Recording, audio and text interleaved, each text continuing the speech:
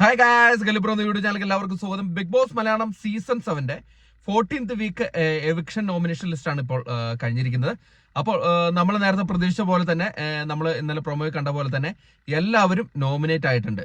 അതായത് എല്ലാവരും ഈ തവണത്തെ നോമിനേഷനിൽ വന്നിട്ടുണ്ട്.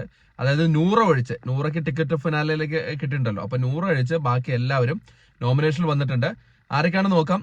അനീഷ്, ഷാനവാസ്, അനിമോൾ, സാബുമാൻ, അക്ബർ, പിന്നെ നെവിൻ, ആദില. അപ്പൊ അങ്ങനെ 7 പേരാണ് ഇത്തവണത്തെ നോമിനേഷനിൽ വന്നിട്ടുള്ളത്. ഇവരിൽ നിങ്ങളുടെ ഇഷ്ട മത്സരാർത്ഥി ആരാണെന്ന് വീഡിയോയുടെ ഇടയിൽ കമന്റ് ആയിട്ട് രേഖപ്പെടുത്തുക. അതോടൊപ്പം തന്നെ ബിഗ് ബോസ് വേറൊരു കാര്യം കൂടെ ആ സമയത്ത് പറഞ്ഞിരുന്നു. ഈ സീസണിൽ ഏറ്റവും കൂടുതൽ തവണ നോമിനേഷനിൽ വന്നിട്ടുള്ള 2 മത്സരാർത്ഥികളാണ്. ഒന്ന് അനിമോളും ഒന്ന് നെവിനും. 8 തവണയാണ് വന്നിരിക്കുന്നത്. അപ്പൊ അവർക്ക് സ്പെഷ്യലായിട്ട് അവർക്ക് എന്തൊക്കെയാണ് പ്രേക്ഷകരോട് പറയാനുള്ളതെന്ന് പറഞ്ഞിട്ടുണ്ട്.